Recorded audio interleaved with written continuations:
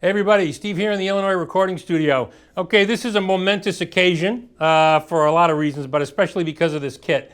So, what's the big deal? This is a Gretsch kit, and it is in what I will call the rarest Gretsch finish ever. And this is Cameo Coral. And there's a little backstory on this finish. Back in the 50s, between like 54 and 58, Gretsch did 3 special finishes in addition to the normal stuff. You know, the normal sparkles and black diamond and white marine and midnight blue. They did Cadillac Nitron Green with gold hardware, very expensive. Copper Mist, which you may have seen examples of. We've had that. And they did Cameo Coral, which is this finish. Now, all 3 of those are very rare.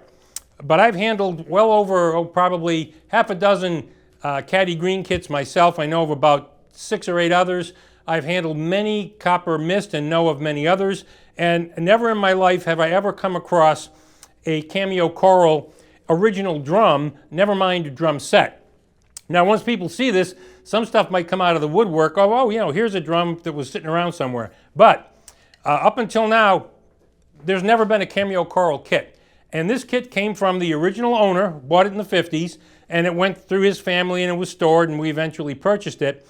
And it's just in immaculate condition, and it's a cool, cool finish. Now, before we get too excited, I am not selling this kit. I am keeping this kit as part of the museum collection, and because it's so rare, and it's the only one that's ever been seen, and it's in incredible condition. But what Gretsch is going to do for me is make an exclusive Cameo Coral finish for us.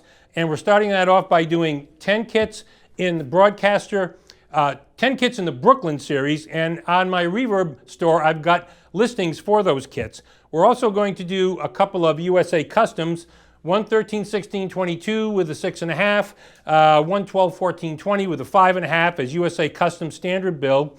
And we're going to do 2 Broadcaster kits in these same sizes, and we'll do them in vintage build out to emulate this build as much as possible. This is a 3-ply era kit. Broadcaster is 3-ply as well. So we'll emulate this build, and I have a couple of rail consolettes left over that we'll use, except when we do the build out, we'll put this rail in the later 6-ply position right there, because it's very difficult to get good positioning when they had them in this far, far left position. So those are going to be available. Contact me at vintagedrums@aol.com. But for right now, we're going to play on this kit a little bit. We've got the original calf heads, top and bottom, on the 13 and on the 16. We've got plastic heads on the rest of the drums. But this is mostly about the kit, not about me. So as I'm playing through here, we'll get a lot of good shots of the finish and everything, so you can get a sense for how crazy this is. These were not a big seller, and if you think, why not? Probably because in the 50s, if you look at the old catalogs, color swatches, they were so-so. This probably came across as kind of washed out looking in the color swatches and probably didn't hit anybody's hot button. But it's a very, very great finish. It's kind of like a salmon. That's kind of how I refer to it. It's sort of like a salmon color, and it's great. Painted on to the wood, and it's just in remarkable shape. So you'll get pictures of it here. Here we go. We'll do a little playing on it for fun.